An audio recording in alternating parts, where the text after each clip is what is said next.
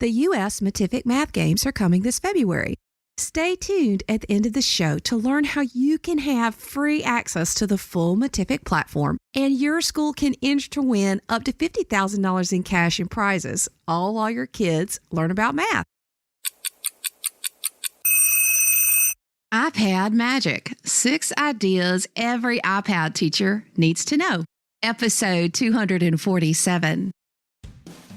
The 10-Minute Teacher Podcast with Vicki Davis.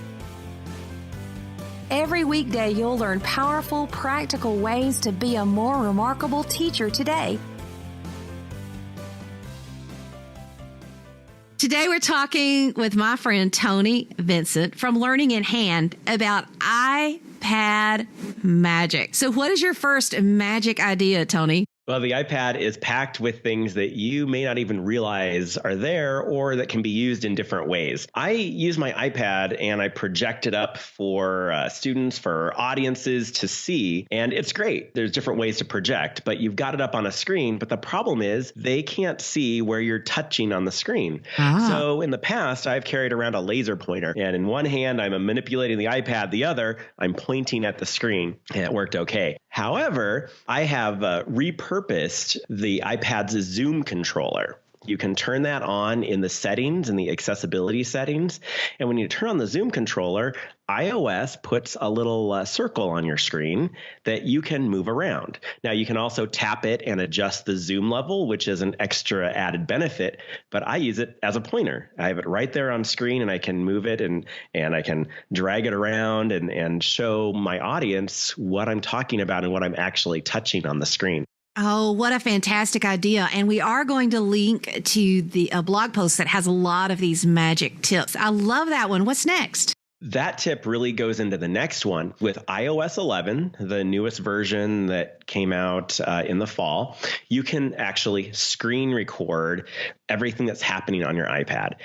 We've wanted this for years, and we finally have it. You have to turn it on, and if you go to that blog post, you can get step-by-step directions.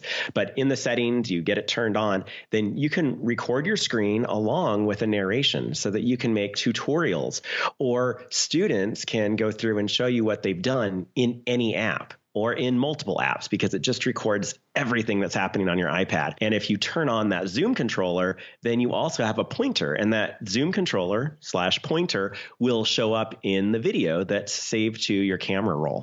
Teachers everywhere applauded when that feature came out. It just makes life so much easier because we can record everywhere. Okay, what's our next one?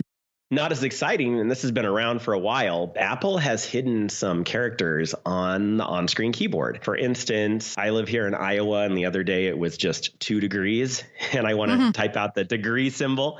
If you look right away at the keyboard, you don't see it initially. But the trick is, if you hold down certain keys on the keyboard, then above the key appear some alternate characters. So if you want to type the degree symbol, you hold down the 0 key, and then you slide up, and you'll see the degree symbol. And it's even got cents too, right? Yeah. Oh, you skipped ahead. Yeah. So if you want different currencies, you hold down the $sign, and then you'll get cents and pounds and yen and a few others. You also can hold down like E or N to get accented characters. And I know in one workshop, this was a tip that really changed the world of one of the teachers and one of her students, because she said, "Oh, finally, my Zoe can type her name the way that it's supposed to be typed." Because it had an accent on the E. Yeah. And, kids really, those accents are important when they have those in their names. I mean, it's their name. Yeah. And so it is possible to type them on the iOS keyboard. You just have to know how to reveal them by kind of trial and error. Hold down some keys and see what happens. So how do we know what is going to be on there? Is there any way to see that, or? There's a few. You could do some Googling and see what's on there. Or on my blog post, I put the most popular ones, the ones I see that have used the most. You probably won't need it until think, oh yeah, I need an accented E. Then hold down the E and see what's there. And chances are they put it in a logical place. Oh, cool. Okay, what's next? Sticking with the keyboard, this was introduced in iOS 9, but it's still a surprise to a lot of people. When you have your on-screen keyboard showing, on an iPad, if you touch the keyboard with 2 fingers, it's weird because the letters on the keyboard disappear. But then you can drag those 2 fingers around in the keyboard area and you actually have a trackpad area, and that moves your cursor. And I find myself using this quite a bit to position my cursor just where I want. It's a little faster sometimes than trying to tap and get your cursor into the right spot, because you don't even move your fingers from the keyboard. You just press 2 of them down. Awesome. Okay, what else? Those apps that keep asking you to rate them. Yes. I'm trying not to get too excited because I know what this one is. Go ahead. Yeah. So in iOS 11, Apple's realized that app developers just ask for ratings too often. And if you have an app that you like, please do rate it. But we don't like to be bugged, and we don't want this to pop up during lessons for our students or for us as we're just using our device. So you can go into settings on your iPad or your iPhone with iOS 11, tap iTunes and App Store, and you can actually turn off in-app ratings and reviews. There's still a few ways that this might pop up, but it greatly reduces the number of pop-ups that ask you to rate and review an app.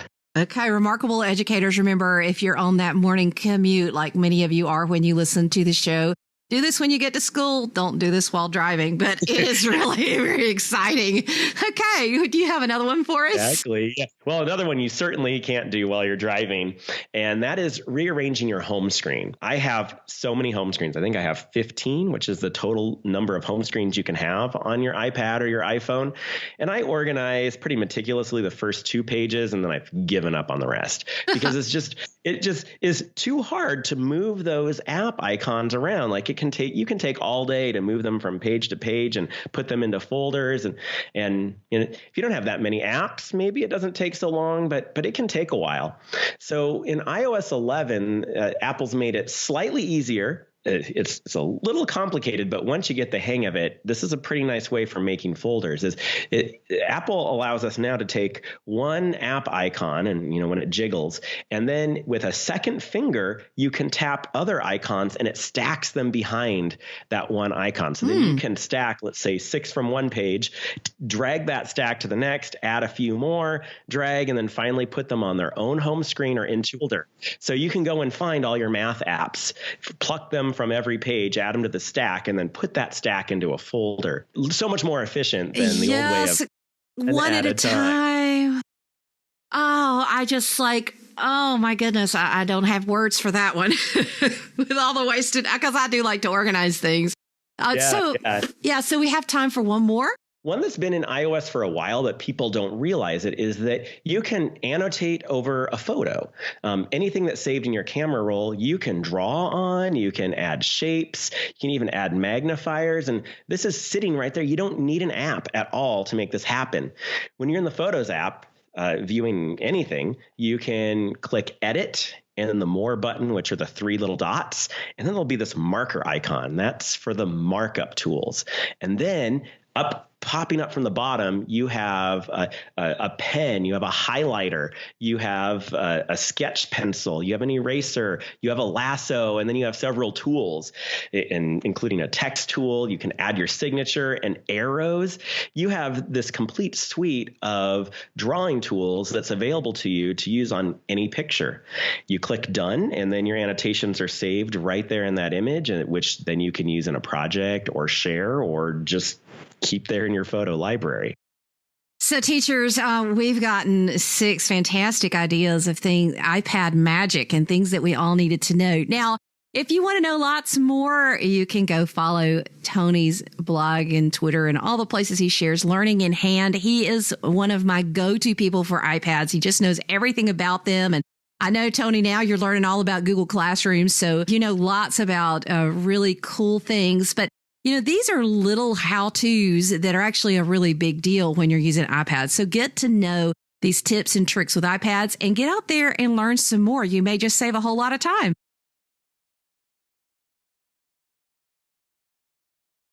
Try Matific free now and participate in their math games at coolcatteacher.com/math. Now, Matific is a fantastic site full of math manipulatives, customized playlists of activities to help students at every level master math.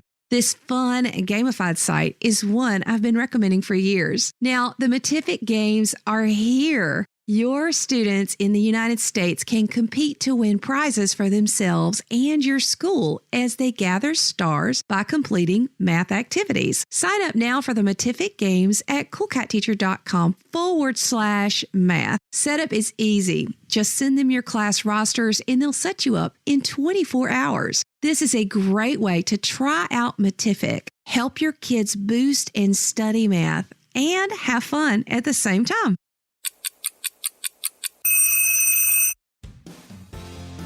Thank you for listening to the 10-Minute Teacher Podcast. You can download the show notes and see the archive at coolcatteacher.com/podcast. Never stop learning.